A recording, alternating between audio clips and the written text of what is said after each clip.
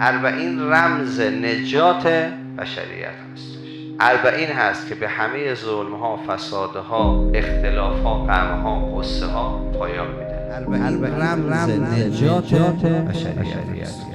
چون امام زمان وقتی که بخواد ظهور بکنه، وقتی میگه یا اهل العالم، ای مردم دنیا، من مهدی هستم و پسر حسین هستم، همه میدونن حسین کیه. اربعین فضایی هست که امام حسین رو اسمش رو منفجر میکنه در همه جای عالم. دقت کنید، ماها عادت کردیم بهش، خیلی درست تشخیصش نمیدیم که چه انقلاب، چه حماسه عظیم جهانی داره اتفاق میفته تو اربعین. اتفاقی که تو دنیا افتاده به نام راهپیمای اربعین یه اتفاق بی‌نظیر تاریخی. هیچ وقت در کره زمین نشده این تعداد انسان حول محور یک انسان کامل جمع شن دور هم دیگه، اونم 80 و چند کشور، نزدیک 90 کشور. اگر ابعادش برای دنیایی ها، برای امروزی ها توضیح داده بشه، و رأیت الناس یدخلون فی دین الله افواجا، همه مردم فوج فوج مسلمان میشن و شیعه میشن. برای همین تمام دنیا تأکید زیاد دارن که در خبرها بسته بشه.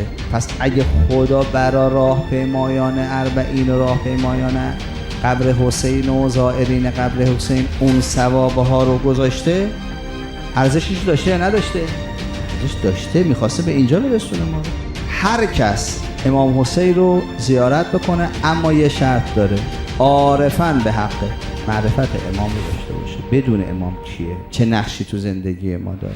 کتب الله له ثواب 1000 حج، خداوند ثواب 1000 حج براش می‌نویسه. حج مقبوله ها، اون همه ثواب ذکر کرد، گفت میدیم تا همه جمع شن و تو دل این جمع شدن ها انسان‌هایی ساخته بشن که لیاقتشون رهبری امام زمان باشه.